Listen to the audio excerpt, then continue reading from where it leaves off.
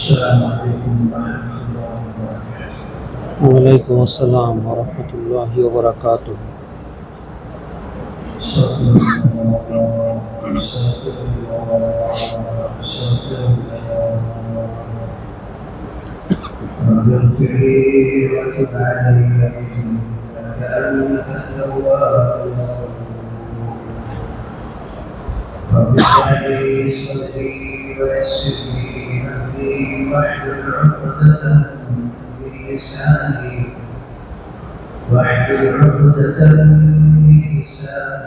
يفقهوا قولي. وبك نستعين يا مستعان. الحمد لله نحمده ونستعينه ونستغفره ونؤمن به ونتوكل عليه ونعوذ بالله من شرور أنفسنا ومن سيئات أعمالنا.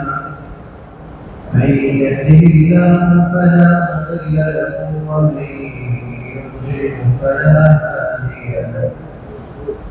ونشهد أن لا إله إلا الله وحده لا شريك له. ونشهد أن سيدنا ونبينا وشفيعنا وحبيبنا ومولانا محمدا عبده ورسوله. أرسله بالحق بشيرا ونذيرا وداعيا إلى الله بإذنه وسراجا منيرا. أما بعد فأعوذ بالله من الشيطان الرجيم. بسم الله الرحمن الرحيم. قل إن صلاتي ونسكي ومحياي ومماتي لله. قل إن صلاتي ونسكي ومحياي ومماتي لله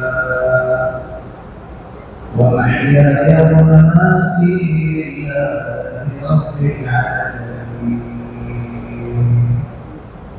لا شريك له. وبذلك أمرت وأنا أول المسلمين. آمنت بما صدق الله مولانا العلي العظيم وصدق رسوله النبي الأمي الكريم.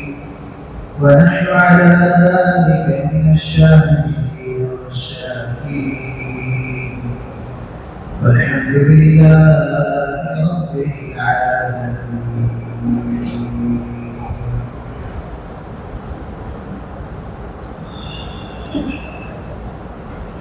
أوصيك وصيا محترم سامعين के भाई बहनों, अल्लाह रब्बुल आलमीन का विशेष मेहरबानी তিনি আমাদেরকে অন্যান্য জুমায় জুমাতে নির্ধারিত সময়ের আগে মসজিদে হাজির করার তৌফিক দান করেছেন। আলহামদুলিল্লাহ। আল্লাহ পাকের বিশেষ মেহরবানি তিনি আমাদেরকে ঈদুল আযহা সুন্দরভাবে যত রকমের আনুষ্ঠানিকতা আছে, এই সময়ে যত রকমের সুন্নাহ আমল আছে, সবগুলো সুন্নাহ আমল এবং আমাদের উপর আল্লাহর পক্ষ থেকে নির্ধারিত কোরবানির যে আমল, সব রকমের আমল মোটামুটি শেষ করে সুন্দরভাবে আবার নতুন করে দিন শুরু করার তৌফিক দান করেছেন। আলহামদুলিল্লাহ। ঈদুল আযহা সংক্রান্ত সর্বশেষ আলোচনা আমরা গতকাল শেষ করেছি। তাকবীরে তাশরীফ প্রসঙ্গক্রমে আলোচনার শুরুতে একটা মাসালা বলে আজকের আলোচনা শুরু করব। যদিও আজকের আলোচনার সাথে এই মাসালার সম্পর্ক নেই। মাসালাটা হচ্ছে সারা বছরে কিছু দিন আছে যে দিনগুলোতে রোজা রাখা হারাম। কয় দিন? 5 দিন। 2 ঈদ আর তাকবীরে তাশরীকের অবশিষ্ট 3 দিন। ঈদুল আজহার পরে জিলহজ মাসের 11 তারিখ, 12 তারিখ, 13 তারিখ, এই 3 দিন আর 2 ঈদের দিন, মোট 5 দিন রোজা রাখা হারাম। এছাড়া অন্য দিনগুলোতে যদি কোনো মানুষ রোজা রাখে তাহলে তার উপর শরীয়তের পক্ষ থেকে কোনো রকমের কোনো আপত্তি থাকবে না। যেন এরকম না হয় যে ঈদের দিন তো চলে গেছে, এরপরের দিন রোজা একদম শেষ। এরকম একটা ঘটনা ঘটেছে, চিন্তা করলে সবাই জানা দরকার, একটু রিভিশন হোক, একটু নতুন করে একটু ঝালাই হোক, সেজন্য মাসালাটা একটু মনে করিয়ে নেওয়া। আল্লাহ আমাদেরকে তার বিধান জেনে সহি সময় মতো আমল করার তৌফিক দান করেন। আমিন। কারণ আমি যদি আমার আবেগ নিয়ে আমল করি, এমন সময় আমল করতে বসলাম যে সময়ের আমল আল্লাহ পাক করতে নিষেধ, ঠিক বিপ্লবের সময় আমল শুরু করলাম, ঠিক সূর্যাস্তের সময় আমল করছি, ঠিক সূর্যোদয়ের সময় আমি আমল করছি। আসরের নামাজের পরে নফল পড়া মাত্র আমি আসরের নামাজের পরে নফল করছি, খুব মনোযোগ দিয়ে করছি, বাসায় একাকি করছি, দরজা লাগিয়ে করছি, পড়ার টাইমটা ছিল না। যে সময় আল্লাহ রাব্বুল আলামিন তার বান্দার কাছ থেকে আমলটা চান বা আমল করা শুরু করে দিয়েছে, সেই সময় আমল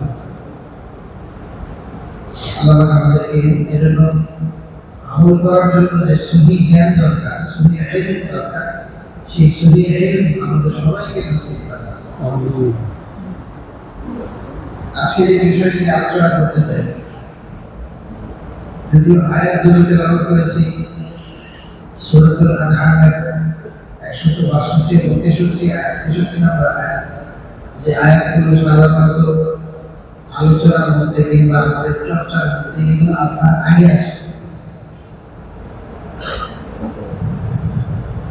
আমরা দুনিয়াতে যে বসবাস করি, আল্লাহ রাব্বুল আলামিন পৃথিবীতে হাজারো রকমের মাখলুক তৈরি করেছে, হাজারো রকমের সৃষ্টি। মানুষ আছে, শারীরিক সক্ষমতার দিক থেকে মানুষের চেয়ে প্রচুর পরিমাণে শক্তিশালী সৃষ্টি আল্লাহ আছে। কতগুণ বেশি এটা হিসাব করে শেষ করা সম্ভব না। আল্লাহ মানুষের চেয়ে দুর্বল, কিন্তু আশ্চর্য রকমের আল্লাহ ওই সৃষ্টির মধ্যে আল্লাহ রাব্বুল আলামিন প্রকাশ করেছে। এই সব সৃষ্টির উপর আল্লাহ রাব্বুল আলামিন মানুষকে একটা মর্যাদা দিয়েছে। মানুষকে বলা হচ্ছে খায়রুল উম্মাত, আশরাফুল মাখলুক, সৃষ্টির সেরা, সৃষ্টির সেরা। সৃষ্টির সেরা হওয়ার পরেও যে রক্ত মাংস দিয়ে, যেই ধরনের রক্ত মাংস দিয়ে একটা সিংহকে তৈরি করা হয়েছে, সিমিলার একটা রক্ত মাংস দিয়ে মানুষকে তৈরি করা হয়েছে।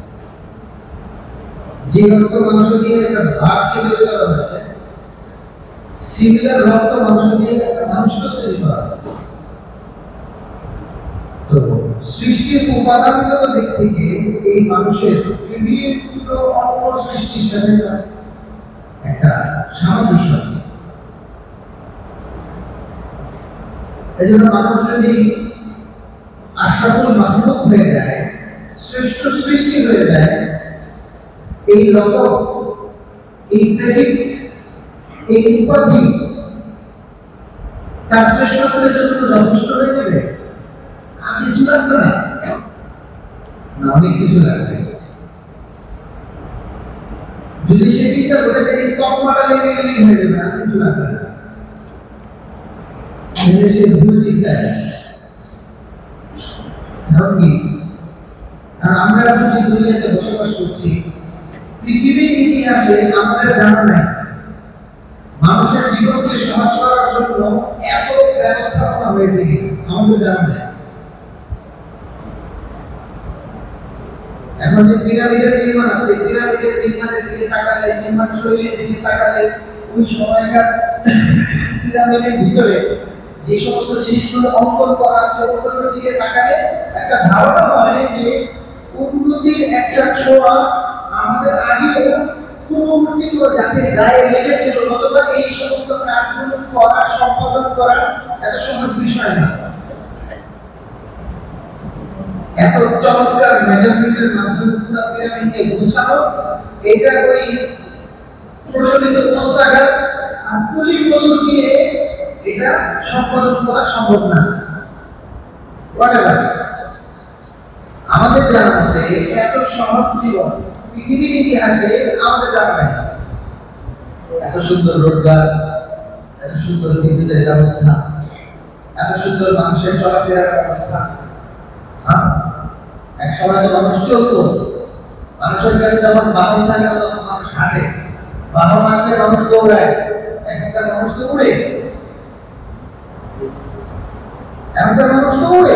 ঢাকা থেকে চট্টগ্রামে এসেছিল সময় মতো বিমান চলে গেল। যদি তার কাছে মনে হয় আরো আমি এতজনের সাথে অপেক্ষা করে শিডিউল মেনটেন করে চলবো, এত তো সময় নেই, ঠিক আছে আমি চিন্তা করলাম আমার বাড়ির আশেপাশে কোনো মাঠের মধ্যে হেলিকপ্টার চলে আসবে, আমি আবার আমার গ্রামের বাড়ি আশপাশে কোনো মাঠের মধ্যে নেমে যাবো, কিসের করে বিমান বন্ধ। কিন্তু আজব বিষয়, মানুষের যে ধর্ম, মানুষের জীবন সহজ হয়ে গেছে। এখন তো মানুষের মধ্যে আরাম, আয়েশ, শান্তি, স্যাটিসফিকেশন, মনের তৃপ্তি, এটা তো একেবারে কি বলবো, এটাকে তৃপ্তির ভেতর দেওয়ার কথা। মানুষ এখন পৃথিবীর ইতিহাসে এত মতবিরোধের মধ্যে মানুষ পড়া নাই। পৃথিবীর ইতিহাসে যেরকম এর চেয়ে শান্তির কোন নজির আমাদের জানা নাই, একই দিক থেকে বলতে হবে পৃথিবীর ইতিহাসে এত মতবিরোধ মানুষের মধ্যে এটা জানা নাই। গিয়ে দেখেন অফিসে চলছে, গিয়ে দেখেন আপনার বাসায় চলছে, আপনি গিয়ে দেখেন আপনার ভাই বোনার ভাই বোন এদের মধ্যে চলছে, আপনি গিয়ে দেখেন আপনার এলাকায় ভিলেজ পলিটিক্স চলছে, আপনি এসে আসেন আপনার যে জায়গায় থাকছেন আপনি শহরে সিটি পলিটিক্স, এরিয়া পলিটিক্স। মানে মনে হয় যেন একটা মানুষ মায়ের গর্ভ থেকে যা যা কিছু শিখে আছে একটা হলো সে তার মাকে খেলতে দেখে ও এসব খেলে।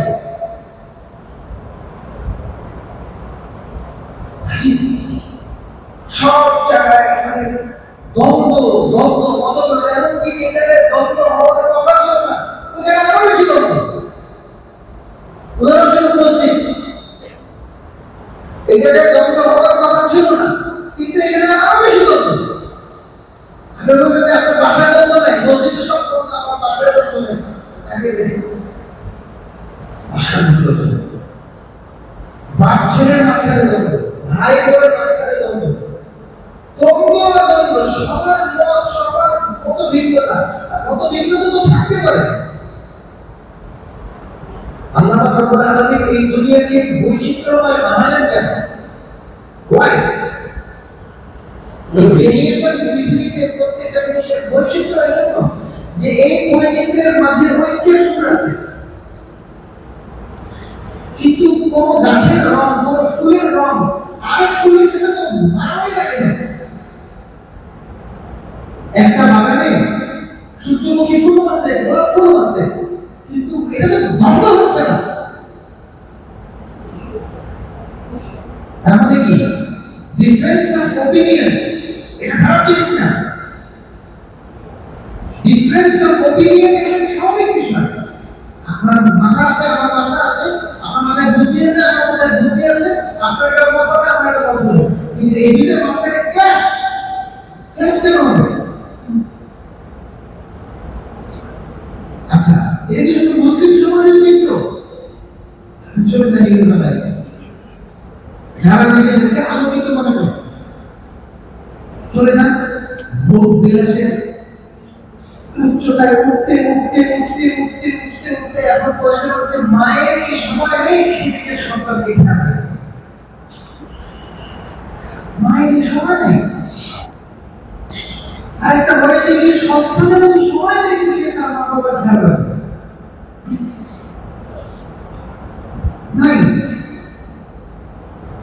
তার মত আছে, তার জীবন আছে, তার ব্যক্তিগত চিন্তাধারা আছে, এবং চিন্তাধারার সাথে সে কাউকে নিতে রাজি না, সে কারোর সাথে অ্যাডজাস্ট করতে রাজি না, সে কারোর সাথে মানিয়ে নিতে রাজি না। মানানো যাবে না, আমার লাইফ আমার তোমার হচ্ছে না, তুমি বয়স হয়ে যাও, তুমি ওভাবে চলে যাবে ভিডিও লাইফ, তুমি তোমার জীবন যাপন করো, আমি আমার জীবন যাপন করছি।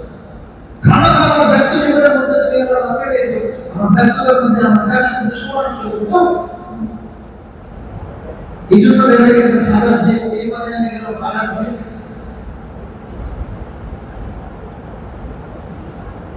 ইয়া আল্লাহ, সারা পৃথিবী এবং উন্নয়ন এবং মানুষের জীবিকাকে সহজ করা আর কি সহজীকরণ হতে পারে? AI intelligence. আমি ইন্টেলিজেন্সের মাধ্যমে অনেক কিছু সমাধান করে দেব। বাস্তবতা হচ্ছে এই যুগের মানুষের চেয়ে ঘোড়া জাতি মনে ছিল না। যে যুগের লোক নিজের কাজ সম্পাদন করার জন্য চ্যাটজিপিটি স্মরণ করতে হয়, নিজের বিভিন্ন কাজ সম্পাদন করার জন্য যে যুগের লোকেরা এআই ইন্টেলিজেন্সের স্মরণ করতে হয়, তার ইন্টেলিজেন্স তার নিজের মাথার মধ্যে ভিত্তির যে ইন্টেলিজেন্স আছে, এই ইন্টেলিজেন্স যে কয়েক পরে মুখ ফুটে পড়ে যাবে, এটা তার জন্য যে আসলে সংকেত, এটা বোঝার সময় নেই। সে তো ভালো শুনছে, সেটা আমার হাঁটছে না। আসল বিষয় সারা দুনিয়ায় আমার আপনার জীবিকাকে সহজ করার জন্য, সহজ পাওয়ার জন্য হেন কোনো ব্যবস্থা নাই, কেন নাই, কিন্তু মানুষ শান্তিতে নেই, কিন্তু মানুষ শান্তিতে নেই। এবং আজব বিষয় যে এই মানুষ তো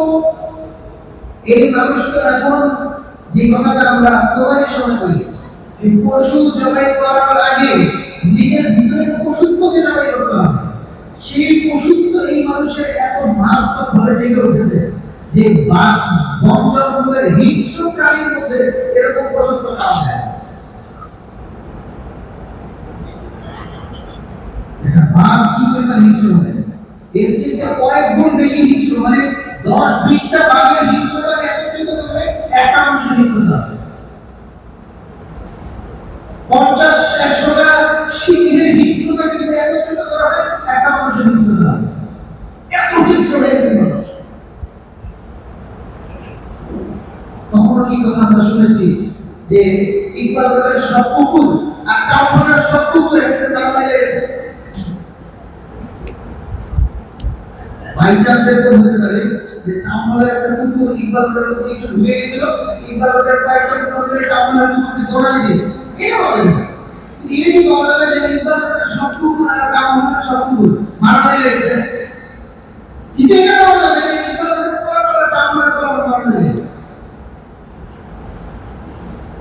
এটাই কোনোদিন পাওয়া যাবে যে এক দেশের সব শিয়াল আরেক দেশের সব শিয়ালের সাথে মারামারি লেগেছে। কিন্তু এটা এখন কোনো বিষয় নেই, কারণ শোনা গেছে যে এক দেশের সব মানুষ মিলে আরেক দেশের সব মানুষের বিরুদ্ধে যুদ্ধ লেগে গেছে। মানে দেখেন, আমরা তো উন্নতির এমন কোন স্তরে নাই যে আমরা আরো কিছু দরকার, অনেক আমাদের হয়েছে, আরো হলে আরো সহজ হবে, কিন্তু আপনাদের কাছে যথেষ্ট আছে, এটা কি না অনেক আছে, কিন্তু এর অর্থ কি এটা যে আমার ভিতরে হিংস্রতা এমন ভাবে জেগে উঠবে? কুকুর শুকুরের চেয়ে বেশি হিংস্র হয়ে গেছে মানুষ, কুকুর শুকুরের চেয়ে বেশি লোভী হয়ে গেছে মানুষ, শিয়াল দেখলে বাঘের চেয়ে বেশি হিংস্র হয়ে গেছে মানুষ। বিড়ালটা তো হিংস্র হয় না, একটা নেকড়ে বাচ্চা তো হিংস্র হয় না, একটা হায়না তো এত রক্ত পিপাসু হয় না যত রক্ত পিপাসু এখনকার মানুষ হয়ে গেছে। সুযোগ পেলে যত মানুষের রক্ত সম্ভব যেভাবে চোষা সম্ভব সেভাবে চোষ করে দেয়।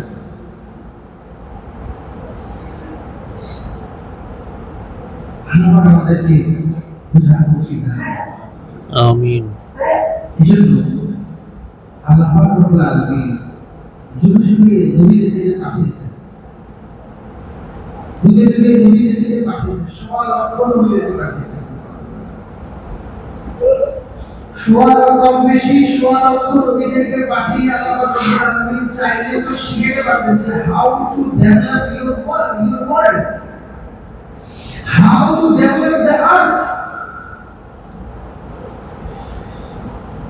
শিখে রাখেন বুঝতে পারতো যে মুহাম্মদ রাসূলুল্লাহ সাল্লাল্লাহু আলাইহি ওয়াসাল্লাম জীবন পিএইচডি করেন। হযরত আদম আলাইহিস সালাম ডিগ্রি থেকে আস্তে ডিগ্রি উঠা, হযরত আদম আলাইহিস সালাম মোটামুটি অনার্স পাস, এর উপরে যারা এরপরে যিনি আসলে ওনাকে বলা হবে কি মাস্টার্স পাস, এরপরে যে আমরা তাকে এমফিল পাস, এরপরে যে আসলে তাকে সিকেল পিএইচডি, এরপরে যে আপনি তাকে ট্রিপল আর যত পিএইচডি বাড়ানো যায় দেন তাকে নো আল্লাহ কিছু তো কারণ নেই হবে। আপনার জীবিকা উন্নত করা লাগবে, নবীগণ এসে জীবিকা ছেড়ে দিয়েছে। রাসূল পাক সাল্লাল্লাহু আলাইহি ওয়াসাল্লাম বলেন আনতুম আ'লামু বিউমুরি দুনিয়াকুম, তোমরা তোমাদের দুনিয়ার বিষয়ে তোমরা সবচেয়ে বেশি জানো, উন্নতি করো। দুনিয়ার বিষয়ে উন্নতি করার জন্য রাসূল পাক সাল্লাল্লাহু আলাইহি ওয়াসাল্লাম এবং অন্যান্য নবীরা মানুষের কাছে ছেড়ে দিয়েছেন। You know better.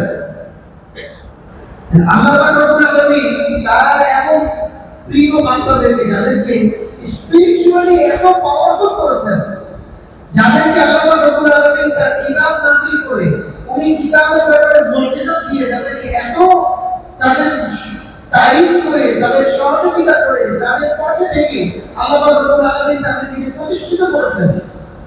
কেন? নবীদের কাছ থেকে। আজকে পৃথিবীতে ঘটাচ্ছে ডেভেলপমেন্ট, রুরাল এলাকার ডেভেলপমেন্ট, শহরের ডেভেলপমেন্ট, এই ডেভেলপমেন্ট, ওই ডেভেলপমেন্ট, নবীরা কি করার জন্য আসেন থেকে আমরা আল্লাহ পাক রব্বুল আলামিন নবীদেরকে পাঠালেন জাস্ট একটা মিশন দিয়ে।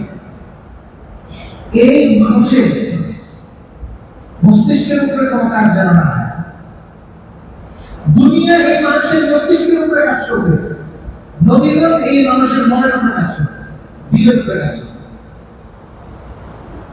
দিলের উপরে কাজ করবে। কারণ মানুষের ডিজায়ার যদি ঠিক হয়ে যায়, মানুষের মন যদি ঠিক হয়ে যায়, মানুষের মন ঠিক হলে তার ডিজায়ার ঠিক হবে, তার ডিজায়ার ঠিক হলে ডিজায়ার চাহিদা একই করা, তার চাহিদা ঠিক হবে।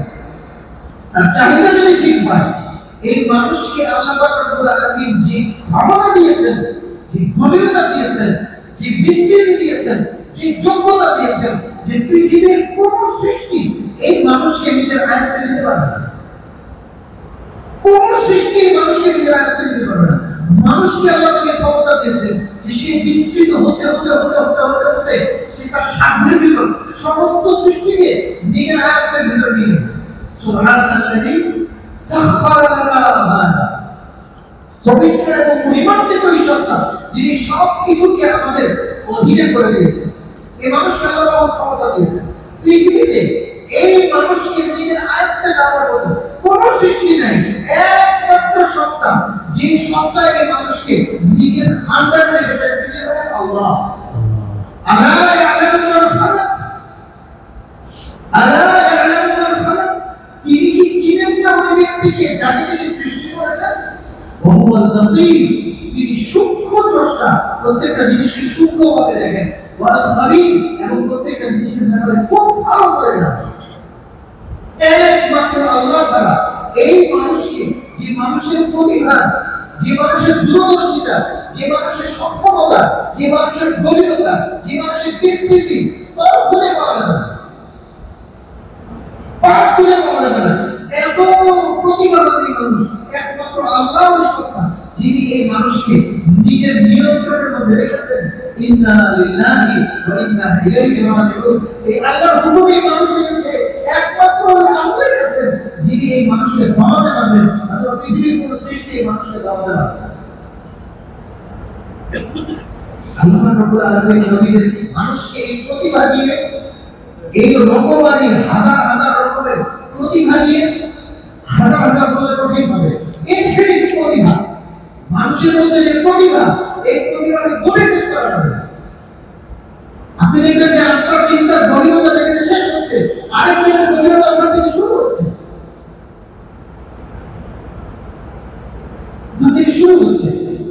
আজব বিষয়, ছোট ছোট বাচ্চা তাদের জ্ঞানের গভীরতা দেখে, তাদের স্মৃতি শক্তি কি, তাদের আইকিউ কত বড়। ইতিহাস কিন্তু একজন মুহাদ্দিস লক্ষ লক্ষ হাদিস মুখস্থ করে ফেলেছেন এক বসায়। গল্পটা শুনিয়েছিলাম আবু দাউদ রাহমাতুল্লাহ আলাইহির ছেলে, আবু দাউদ রাহমাতুল্লাহ আলাইহির ছেলে আব্দুল্লাহ ইবনে আবি দাউদ, উনি এক শহরে গিয়েছেন। সবাই বলল, তুমি তো অনেক বড় মুহাদ্দিসের ছেলে, আমাদেরকে হাদিস বয়ান করো, হাদিস শোনো। আমি বই ছাড়া হাদিস শোনাই না, বই দেখে দেখে হাদিস শোনাই। পৃথিবীর শিক্ষার ইতিহাসে বই দেখে কথা শোনা হয় না, কিন্তু অনেক বড় দুর্বলতার প্রমাণ। আজকের যুগের মানুষ এগুলো নাম ঘোরা হয়ে গেছে, স্পিচ দেয়, সামনে একটা কাগজ রাখে, হ্যাঁ হ্যাঁ স্ক্রিপ্ট রাখে সামনে, রেখে দেখে দেখে বলে। আসল বিষয় বড় বড় পিএইচডি হলো না, মুখস্থ একটা ভাষণ দিতে পারে না, ও সামনে কতগুলি জিনিস রাখে রেখে তারপর ভাষণ দেয়। এটা তো ঘোড়া হওয়ার লক্ষণ। ভাষণ দেওয়া লাগবে, আপনি কত বড় জ্ঞানী, আপনি তো অনেক বড় পণ্ডিত, আপনার কেন স্ক্রিপ্ট রাখবে? তারপরে যে প্রজেকশন, একটা সৃষ্টি দেয়, আর দেখে নিজেও দেখে, এও দেখে, মানুষকেও দেখে। মানুষের বোঝার জন্য সহজ, তার সামনে তো দরকার নেই, তার সামনে কেন লাগবে? কারণ তারও ওইটা দেখে দেখে এক একটা শিরোনাম আসবে, ওটা দেখে তার ওটার আলোচনাটা বানায় এবং সে ওটার আলোচনাকে গুছিয়ে গুছিয়ে বলবে। ওরা হওয়া দরকার নেই। কেন? আপনি পণ্ডিত না, বক্তব্য দিতে বসেছেন মানেই তো আপনি পণ্ডিত। আব্দুল্লাহ ইবনে আবি দাউদ রাহমাতুল্লাহ আলাইহি বলেন, না না, আমি আমার বই ছাড়া আমি এইভাবে মুখস্থ বলতে পছন্দ করি না। এখানে ঘটনাটা কি ছিল? মুহাদ্দিসদের মধ্যে যেরকম ইমাম আবু হানিফা রাহমাতুল্লাহ আলাইহি ব্যাপারে পাওয়া যায়, উনি কোনো মুহাদ্দিস থেকে হাদিস গ্রহণ করতে হলে ওনার শর্ত ছিল যে একটা ছাত্র তার শিক্ষক থেকে তার লেসন নেওয়ার পরে পরবর্তী ব্যক্তির কাছে ডেলিভার করা, এর মধ্যবর্তী সময়, ইন বিটুইন দ্য টাইম, সে যদি ভুলে যায় তার নেওয়া হয় না। এটা নেওয়া হবে না, তুমি ভুলে গেছো, তার মানে এখানে তোমার খবরের পালা হতে পারে, আসছে, তোমার নেওয়া হবে না, ভুলতে পারবে না। মেমোরাইজেশনের এই জায়গার গুরুত্ব ছিল। আব্দুল্লাহ ইবনে আবি দাউদ রাহমাতুল্লাহ আলাইহি বলেন, আমার একটা ইয়ে আছে, নিজস্ব সংকলন আছে, আমি ওটা লিখব। আশ্চর্য, তুমি এত বড় মুহাদ্দিসের ছেলে, তুমি এই হাদিস কিতাব দেখেছো না, তোমার বই লিখতে হবে? তোমার মাঠে ঢালে এক বসায় 23,000 হাদিস শুনেছি। কয় হাজার? 23,000। এখানে যারা বসে আছে, আমি মানে বলতে পারি যে কেউ এরকম আছেন কিনা যে এক বসায় নিজের প্রিভিয়াস শিক্ষাগত জীবনের 23,000টা পয়েন্টের উপরে কথা বলবে। হাদিস মাদিস দরকার নেই, যে আমার প্রিভিয়াস এডুকেশনাল লাইফে আমি ফিজিক্স পড়েছি, ম্যাথস পড়েছি, সায়েন্স পড়েছি, হিস্ট্রি পড়েছি, বায়োলজি পড়েছি, জিওগ্রাফি পড়েছি, বহুত কিছু পড়েছি। আমি পড়তে পড়তে আমি হনু হয়ে গেছি যে আমার নামের আগে নামের পরে বহুত কিছু আছে। 23,000টা পয়েন্টের উপরে আপনি কথা বলেন, আপনাকে সব সাবজেক্ট উন্মুক্ত করে দেওয়া হবে। এরকম শ্রীযুক্তের লোক পাওয়া মুশকিল। 23,000 কিন্তু 500 বলি নেই, 100 বলি নেই, 1000 হলে চিন্তা করা যেতে না, মোটামুটি ভালো সংখ্যার লোকজন আমি 1000 পয়েন্টের উপর কথা বলতে পারি, আর একটা লোকের আমি 2000 পয়েন্টের উপর কথা বলতে পারি। 23,000। ইয়া আল্লাহ, কি স্মৃতিশক্তি আল্লাহ রব্বুল আলামিন এই মানুষকে দিয়েছে। আর স্মৃতি দেখলে আশ্চর্য হয়ে যেতে হয়, এমন স্মৃতি নিয়ে সে থাকে কি করে, এত কষ্ট করে সে থাকে কি করে। আল্লাহর কালাম যারা মনে, এটাই তো একটা মজা, এটাই তো একটা আশ্চর্যের বিষয়। বর্তমান পৃথিবীতে এমন আমাদের 100 লোক নিয়েছে যার এই যে 6236 আয়াত সমান কয় পৃষ্ঠা হবে? এক এক পারায় 20 পৃষ্ঠা, এক এক পারায় 20 পৃষ্ঠা, তাহলে 30 পারায় কয় পৃষ্ঠা হবে? হ্যাঁ, 600 পৃষ্ঠা। 30 পারায় যদি 600 পৃষ্ঠা 500 পৃষ্ঠা হলো, এমন 100 লোক এসে দাঁড়িয়ে বলল যে আমরা এমন বই মুখস্থ আছে যে বইয়ের শুরু থেকে শেষ পর্যন্ত 500 পৃষ্ঠা আমি পুরো শুনে দিতে পারবো। একটা নুক্তার তফাৎ হবে না, একটা কোন বিষয়ের তফাৎ হবে না। কোরআনে পাকের মুখস্থ করা একটা আশ্চর্যজনক একটা বিষয়।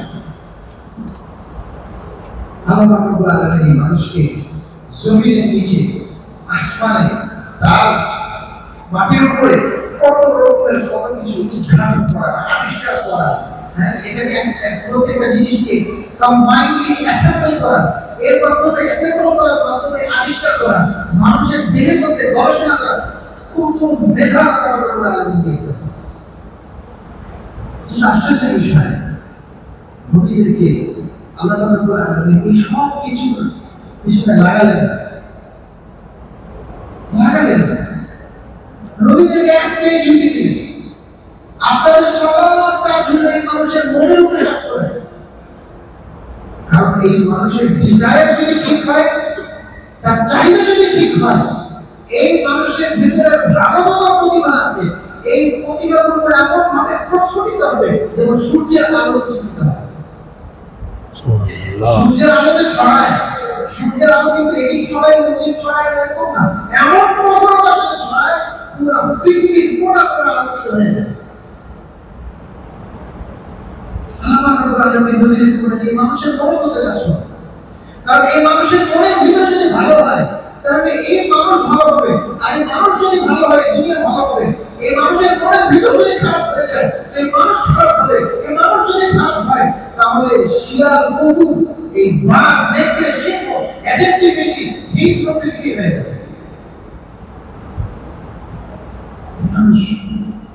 এই মানুষের ভিতরে ভালো খারাপ উপাদানগুলো এমন হয়ে যাবে। আল্লাহ রাসূল সাল্লাল্লাহু আলাইহি ওয়াসাল্লাম হাদিসে পাকের মধ্যে বলেন, আন-নাসু মা'আদিন কামা আ'আদিন যাহাবি ওয়াল ফিদ্দা। আরে তোমরা তো স্বর্ণের উপর খনি দেখো, প্রত্যেকটা মানুষ একটা স্বর্ণের উপর খনি। আল্লাহ রাসূল হাদিস, আন-নাসু মা'আদিন কামা আ'আদিন যাহাবি ওয়াল ফিদ্দা। প্রত্যেকটা মানুষ একটা স্বর্ণের উপর খনি। খনি হবে, স্বর্ণের উপর খনি হবে যদি তার ডিজায়ার ঠিক হয়, যদি তার মনটা ঠিক হয়, যদি তার দিলটা ঠিক হয়। তার চাইতে ভালো মানুষ এই পৃথিবীতে থাকবে, তার চাইতে ভালো মানুষ আর হবে না।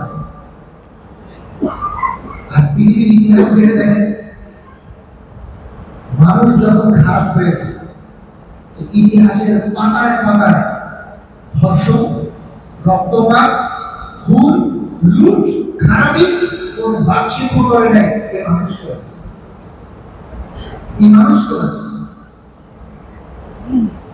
আজকে পৃথিবী উন্নতি করে যাচ্ছে, দেখেন কত রকমের কত কর্মশালা আপনারা আপনাদের দপ্তরে করছেন। এখানে অনেক দপ্তরের লোকের আছে, অনেক ব্যবসায়ীরা আছেন, অনেক রকমের কর্মকাণ্ড চালিয়ে যাচ্ছেন। আমার শত রকমের কর্মকাণ্ড সত্ত্বেও আমার ভিতর যদি আমার কর্মকাণ্ডের কোনো অংশ যদি এথিক্যাল অংশ না থাকে,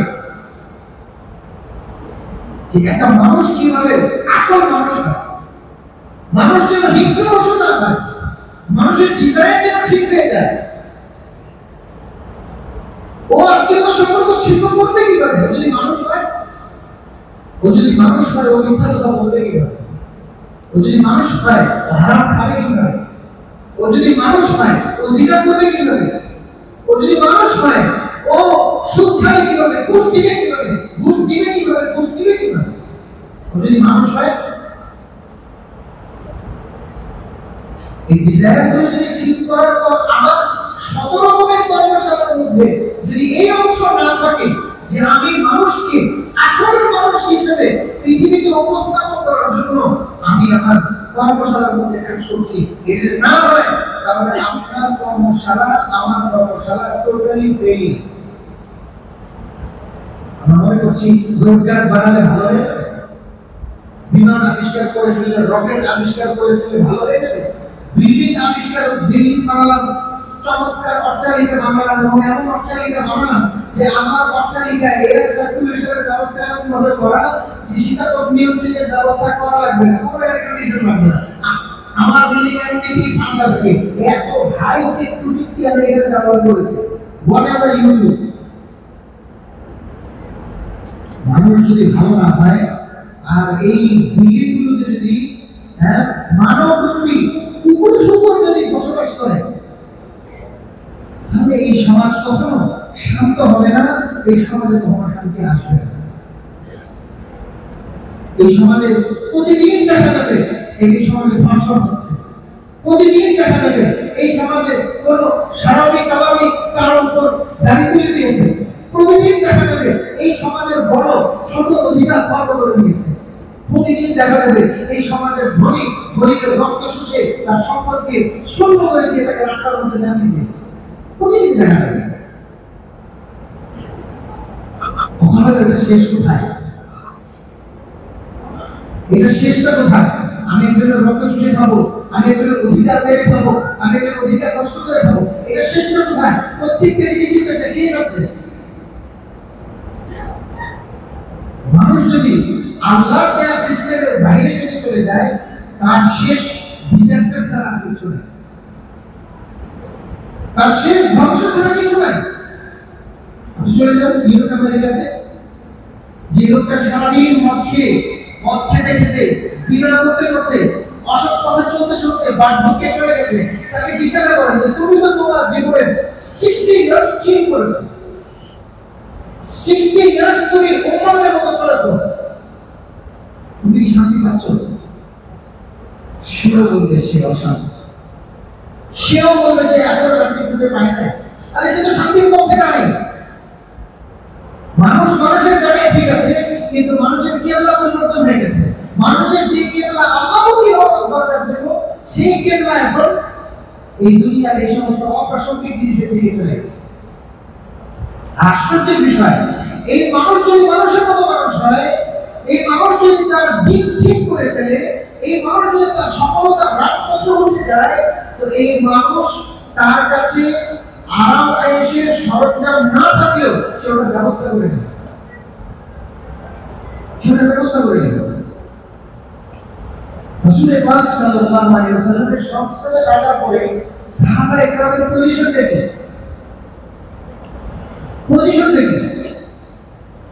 আল্লাহ রাসূলের অর্ডারে নিজেকে নিবেদিত প্রাণ করে উৎসর্গ করার জন্য কারো মনে কোনো দ্বিধা নেই যে ইয়া রাসূলুল্লাহ, ওর তো সংখ্যায় অনেক বেশি, আমরা তো সংখ্যায় অনেক কম, কি করবো রাসূলুল্লাহ? ক্ষত বিক্ষত দেহটা ক্ষত বিক্ষত, এই অবস্থায় আল্লাহ রাসূল বলছেন আল্লাহর হুকুম, এখন আমাদেরকে আবার যেতে হবে, আবার যুদ্ধের ময়দানে আমাদেরকে উপস্থিত হতে হবে। এইদিকে ছিঁড়ে গেছে, এইদিকে কেটে গেছে, এইদিকে ক্ষত, এইদিকে আহত হয়ে গেছে, কোনো পরোয়া নেই, উঠে আল্লাহ রাসূলের সাথে হাঁটা শুরু করে দিয়েছে। মানুষ যখন মানুষের মনুষ্যত্বের পথে উঠে যায়, মানুষ যখন তার লাইফের আসল ট্র্যাকে উঠে যায়, তখন তার প্রাণ উৎসাহত, তার জীবন চলে যাচ্ছে, সে জখমি, তার শরীর ক্ষত বিক্ষত, একেবারে ভুলে গেছে তার শরীর, 3 বছর আঘাতে সে কাটতে পানি করে আওয়াজ করেছে, তার সামনে পানি নিয়ে আসা হয়েছে, তো তার পাশ থেকে আরেকজন যখন পানি বলে আওয়াজ করেছে, সে বলছে আমার চেয়ে ওর বেশি লাগবে, বলতেছে আমার চেয়ে ওর বেশি লাগবে, ওকে সে নিয়ে যাও। আরে আমরা তো মসজিদে একটু বসেছি, একজন পাশে আসলো, একটু চেপে বসবো, এখন কিন্তু সহ্য করতে পারি। আমার পাশে একজন মুসল্লি এসেছে, সে ডান্স করার জন্য আসে না, আমার পাশে বসে নামাজ পড়বে। এই জন্য আমি আমার সব পদবি ক্ষমতা সবকিছু ভুলে গিয়ে আমার যে দুই পা আছে, দুই পাটা একটু চাপাবো, এতটুকু চাপাতে পারছি না। আর ওই সাহাবী মুহাম্মদ রাসূলুল্লাহ সাল্লাল্লাহু আলাইহি ওয়াসাল্লাম সাহাবী, আল্লাহর রাসূলের সহচর, তার অবস্থা কি? তার জান চলে যাচ্ছে, তার শরীর ক্ষতবিক্ষত, তার পানি প্রয়োজন, পানি পানি বলে চিৎকার করছে। এমন সময় তার পাশ থেকে আরেকজন যখন পানি বলে উঠলো, সে বলছে আমার পানি লাগবে, ওকে ওর পানি বেশি লাগবে। What is the difference between these two people? These two men? পার্থক্যটা কোথায়? তার ডিজায়ার ঠিক হয়ে গেছিল, আমার ডিজায়ার পচে গেছে, আমার দিল পচে গেছে, আমার দিলটাকে আবার জানাতে হবে, আমার দিলটাকে আবার ঠিক করতে, আমি ঠিক করলে আল্লাহ পাক রব্বুল আলামিন আমার ভিতর থেকে ওই প্রতিভা আবার বের করবে, সন্দেহাতীত ভাবে প্রতিভা আবার বের করবে। রাসূল পাক সাল্লাল্লাহু আলাইহি ওয়াসাল্লামকে আল্লাহ পাক রব্বুল আলামিন বলে ঘোষণা করেন, আলা ইন্না ফিল জাসাদি মুদগা, এই শুনে রাখো, মানুষের শরীরের মধ্যে একটা গোশতপিণ্ড আছে, ইদা সালাহা সালাহা জাসাদু কুল্লু, এই গোশতপিণ্ডটা যদি ঠিক হয়ে যায় তো সব ঠিক হয়ে যাবে, সব ঠিক হয়ে যাবে। কুল ইন্না সালাতি ওয়া নুসুকি ওয়া মাহইয়ায়া ওয়া মামাতি লিল্লাহ, বলেন আমার নামাজ, আমার কোরবানি, আমার জীবন, আমার মরণ কার জন্য? আল্লাহর জন্য। এটা মন থেকে বলতে হবে। এরপর আল্লাহ কি বলছেন? 163 নম্বর আয়াত, লা শারীকা লা, তার কোনো শরীক নেই, ওয়া বিযালিকা উমিরতু, মুহাম্মদ রাসূলুল্লাহর মাধ্যমে আল্লাহ ঘোষণা করেছেন, বলেন ওয়া বিযালিকা উমিরতু, I have ordered to do this, আমি আদিষ্ট হয়েছি এই পথে চলার জন্য। আল্লাহ পাক আমাদেরকেও রাসূল পাক সাল্লাল্লাহু আলাইহি ওয়াসাল্লামের আদিষ্ট ওই পথে চলার তৌফিক দান করুন। ডিজায়ার ঠিক করতে হবে। আমার আপনার প্রত্যেকের যদি ডিজায়ার ঠিক হয়ে যায়, মন ঠিক হয়ে যায়। মিশর থেকে এক লোক এসেছিলেন, উনি বললেন যে মানুষের একটু করে জীবন, এটা একটা রাজ্য, সেটা রাজ্য, এই রাজ্যের মধ্যে তার মাথা, তার মস্তিষ্ক হচ্ছে বুঝি, এই রাজ্যের মধ্যে গণতন্ত্র চলে না, মানুষের যে দেহ, এই রাজ্যের মধ্যে গণতন্ত্র চলে না, এই রাজ্যের মধ্যে মন যেটা বলে সেটাই চলে।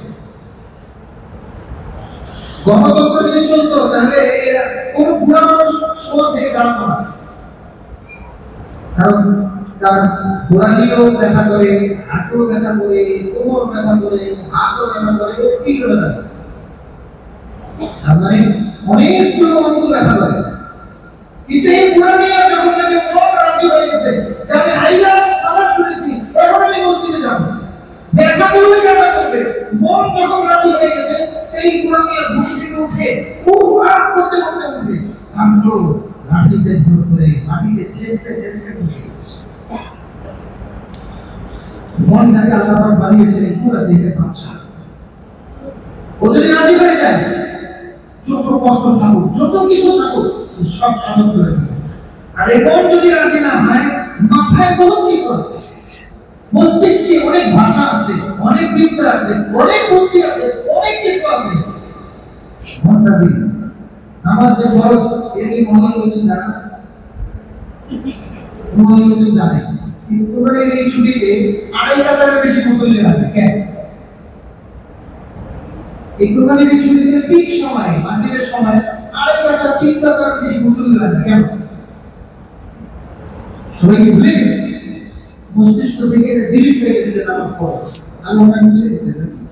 সবার জানা মন প্রস্তুত, মন প্রস্তুত, এই এখন জুমার সময় মন প্রস্তুত, মনের মধ্যে কথা এসেছে, জুমার মধ্যে যদি না যাই মসজিদে, বাকিগুলি বাসায় করি, জুমাটা যদি জামাতের সাথে না করি, জুমা তো বাসায় করা যায় না, বুঝতে পেরেছি? মন প্রস্তুত হয়ে গেছে।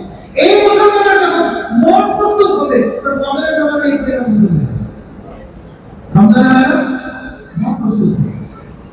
আল্লাহ আমাদের ঈমান প্রস্তুত করার তৌফিক দান আর শয়তানকে আমাদের মনের উপর যত রকমের তার হস্তক্ষেপ আছে এই হস্তক্ষেপ থেকে আল্লাহ ব্যর্থ করে দেন আমাদের মনকে সংরক্ষিত করে দেন রব্বানা লা তুআখিযনা ইন নাসিনা ওয়া আখতানা ওয়া আখিরু দাওয়ানা আলহামদুলিল্লাহি রাব্বিল আলামিন।